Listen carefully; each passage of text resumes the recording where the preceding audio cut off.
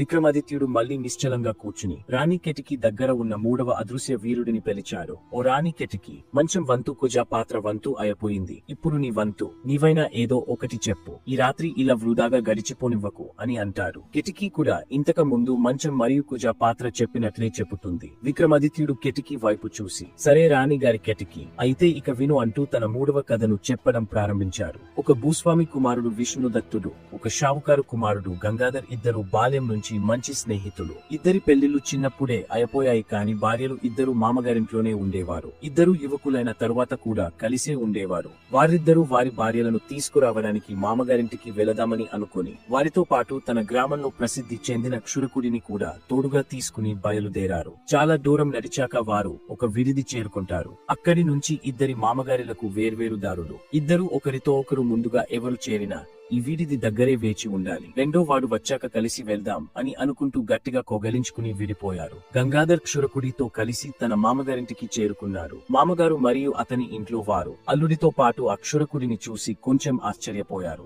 అక్కడ ఉన్న ఒక ముసలమ్మ ఇతరులతో, ఈ క్షురకుడు అల్లుడి స్నేహితుడు కాబోలు, ఇతనిని కూడా మనం జాగ్రత్తగా చూసుకోవాలని, గౌరవం ఏ మాత్రం తగ్గకూడదు అని గుసగుసలాడింది. రాణి మౌనవతి తీక్షణంగా విక్రమాదిత్యుడు చెప్పే కథను వింటోంది. గంగాధర్ మామగారు మరియు మామగారి కుటుంబ సభ్యులు కూడా అక్షురకుడిని అల్లుడి కంటే ఎక్కువ గౌరవంగా చూసుకునేవారు. భోజనం పెట్టేటప్పుడు ముందు అతనికే పెట్టేవారు. పడుకునేటప్పుడు కూడా అతనికే మొదట మంచంపై దుప్పటిని సర్ది పంకా వేసేవారు. అక్షురకుడు అల్లుడి స్నేహితుడని, గ్రామానికి వెళ్తే మన గౌరవం గురించి గొప్పగా చెబుతారని వారు అనుకునేవారు. ఈ విషయం గంగాధర్ కు బాధ కలిగించి రోజురోజుకు కోపం పెరిగిపోసాగింది. తన మామ గారింట్లో తనకు విలువ తగ్గపోతోందని భావించేవాడు. చివరికి 3 రోజుల గౌరవ సత్కారాల తరువాత మామగారు గుర్రపు బండిపై అల్లుడు గంగాధర్ క్షురకుడితో పాటు తన కుమార్తె అంబికను కూడా ఘనంగా సాగనంపారు. గంగాధర్ మనసులో బాధపడుతూ భార్యతో కలిసి తన ఇంటికి బయలుదేరాడు. దారిలో అక్షురకుడు మామగారింటి వాళ్ళ గొప్పతనం గురించి గంగాధర్ తో చెబుతూ, నీ మామగారు నన్ను నీకంటే ఎక్కువ గౌరవంగా చూసుకున్నారని మళ్లీ అవే మాటలు చెప్పసాగాడు.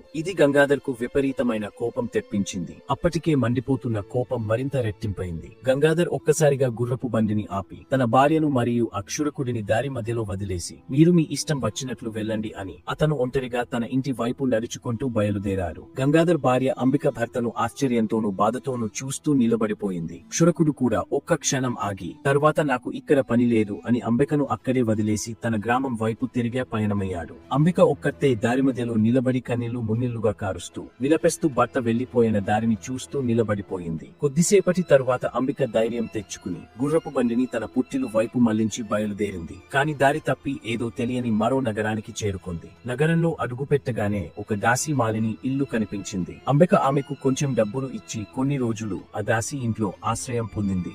దాసి మాలిని పూల తోట నుంచి పూలు సేకరించి తెచ్చేది. ఆమె రాజభవనానికి పువ్వులు మరియు పూలమాలలు సరఫరా చేసేది. అంబిక కూడా తన బాధను మరచిపోయి ఆ దాసికి సహాయం చేయడం మొదలు పెట్టింది. అంబిక ఆ దాసి తెచ్చిన పువ్వులు తీసుకుని అద్భుతంగా, ఎప్పుడూ చూడని విధంగా పువ్వుల మాలలు, గులాబీల గుత్తులు తయారు చేసి తిరిగే మాలినికి ఇచ్చేది. అంబిక పనితనం చూసి మాలిని చాలా ఆశ్చర్యపోయేది. దాసి మాలిని ప్రతిరోజు అంబిక తయారు చేసిన పూలమాలలను, గులాబీ గుత్తులను రాజభవనానికి తీసుకుని వెళ్లి రాజుకు ఇస్తూ ఉండేది. ఒకరోజు రాజు మాలిని ఈ మధ్య నీవు తెచ్చే పువ్వుల మాలలు, గులాబీల గుత్తులు అసాధారణ రీతిలో చాలా అందంగా ఉంటున్నాయి. నీలో ఇంతకు ముందెన్నడూ ఇలాంటి నైపుణ్యం నేను చూడలేదు. అసలు ఈ మాలలు ఎవరు తయారు చేస్తున్నారని అడిగారు. మాలిని వినయంగా, మహారాజా, మా ఇంట్లో కొన్ని రోజులుగా ఒక స్త్రీ ఆశ్రయం పొందుతూ ఉంది. ఆమె అద్భుత నైపుణ్యం కలిగినది. ప్రతిరోజు ఇలాంటి అపూర్వ పువ్వుల మాలలు, గులాబీ గుత్తులు ఆమెనే తయారు చేస్తుంది. ఆమె పేరు అంబిక అని చెబుతుంది. రాణి మౌనవతి రాజా విక్రమాదిత్యుడు చెప్పే ఈ కథను చాలా శ్రద్ధతో వింటోంది. 3వ జాము కూడా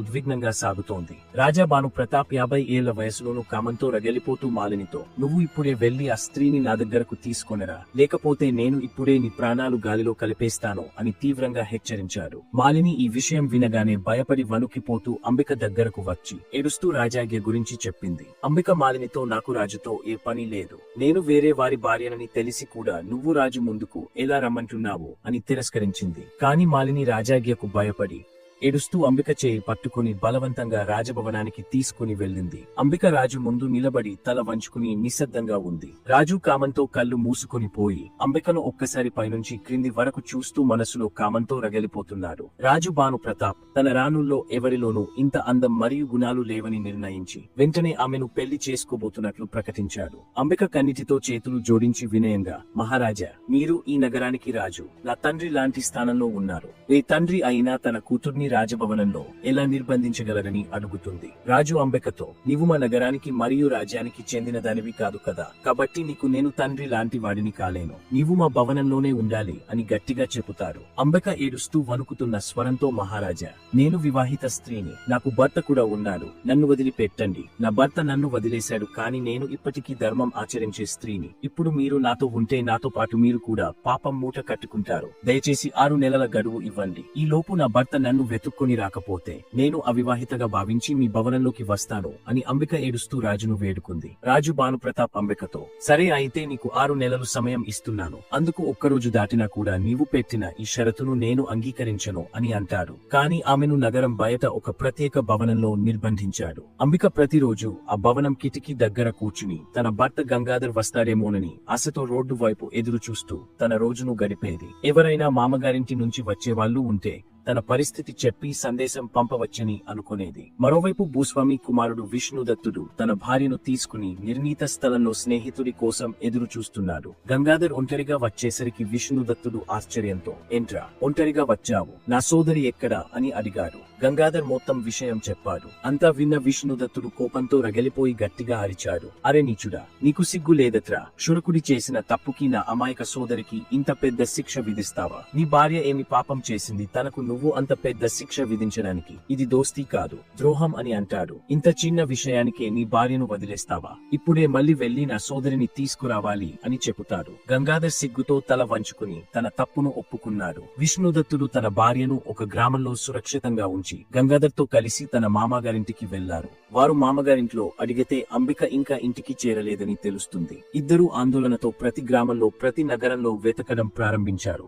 ఇద్దరూ వెతుకుతూ అంబిక ఉన్న నగరంలోని ఆమె భవనం ముందుకు చేరుకుంటారు. అంబిక కిటికీ దగ్గర నుంచి దూరంగా వస్తున్న ఇద్దరిలో తన భర్త గంగాధర్ ను ఒక్కసారిగా గుర్తుపట్టి వెంటనే దాసీలను పంపి వాళ్లను లోపలికి పిలిపించింది. విష్ణుదత్తుడు లోపలికి అడుగుపెట్టి అంబికకు నమస్కరించి వణుకుతున్న గొంతుతో, నా ప్రియ సోదరి, నేను నీ భర్త స్నేహితుడిని. నీ భర్త కోపంలో నిన్ను దారి మధ్యలో వదిలేసి పెద్ద తప్పు చేశారు. ఇప్పుడు పశ్చాత్తాపంతో బాధపడుతూ నిన్ను తీసుకుని వెళ్లడానికి వచ్చాడు. మమ్మల్ని క్షమించు అని అంటాడు. అంబికకు కన్నీళ్లు పెళ్లు బెకి గంగాధర్ వైపు చూసింది. అంబిక వారిద్దరిని చూస్తూ తన కథను నెమ్మదిగా వారితో ఇలా చెప్పసాగింది. ఇప్పుడు నేను ఈ నగర రాజు ఆయన భాను ప్రతాప్ పర్యవేక్షణలో నిర్బంధంలో ఉన్నానని, ఆయన నన్ను బలవంతంగా పెళ్లి చేసుకోబోతున్నట్లు ప్రకటించారని, నేను బతిమిలాడుకునేసరికి నాకు 6 నెలల సమయం ఇచ్చారని చెప్పగానే గంగాధర్ మరియు విష్ణు దత్తుడు ఇద్దరు ఆశ్చర్యంతో ఉండిపోయారు. అంబిక ఇంకా ఇలా చెప్పసాగింది. ముందు మనం ముగ్గురం ఈ నగర మహారాజు దగ్గరకు వెళ్లి ఆయన అనుమతి తీసుకోవాలని చెబుతుంది. ఇప్పుడు వారు ముగ్గురు రాజు దగ్గరకు వెళతారు. అంబిక వినమ్రంగా, మహారాజా,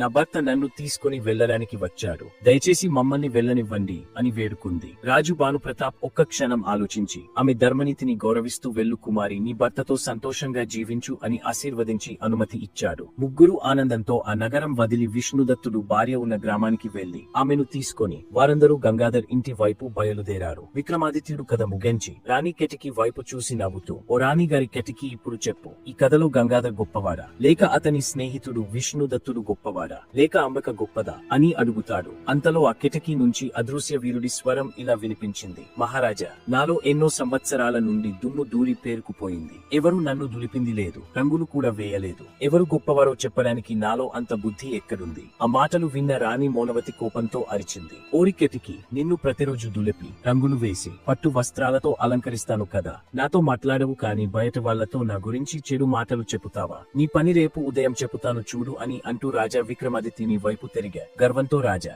ఎవరు గొప్పవారో చెప్పడం చాలా కష్టం. గంగాధర్లో తన అమాయక భార్యను వదిలేశాడు కదా, అందువలన అతను గొప్పవాడు కాలేడు. ఇకపోతే అతని స్నేహితుడు స్నేహ ధర్మం నిర్వర్తించాడు, అందువలన అంబికే గొప్పది. అంబిక లాంటి స్త్రీ కేవలం గొప్పదే కాదు, పూజనీయురాలు కూడా. పతివ్రత ధర్మాన్ని ఆచరించింది. రాణిగా ఉండే అవకాశం ఉండి కూడా తన పాతివ్రత్యంను ధర్మనిరతిని వదల్లేదు కదా అని అంటుంది. విక్రమాదిత్యుడు నవ్వుతూ, అవును రాణి, అంబిక పాతివ్రత్యం మరియు ధర్మ ప్రగతి ఉన్నతమైనవి అని అంటూ ఉండగానే రాణి మళ్లీ నోరు తెరిచిందని రాణి గారి కిటికీ దగ్గర ఉన్న ఆ అదృశ్య వీరుడి స్వరం బయట ఉన్న డంక వానికి వినపడేలా డం డం డం దుందుబి మోగెంచు డోలియా అని గట్టిగా అరుస్తాడు. బయట భారీ నగారా యొక్క శబ్దం మూడోసారి ఆకాశాన్నంటింది. 3వ జాము ముగిసింది. 3వ గెలుపు కూడా విక్రమునిదే. జైలులో బందీలైన 111 మంది రాజులు ఆనందంతో గెంతులు వేస్తూ పాటలు పాడుకుంటూ నాట్యం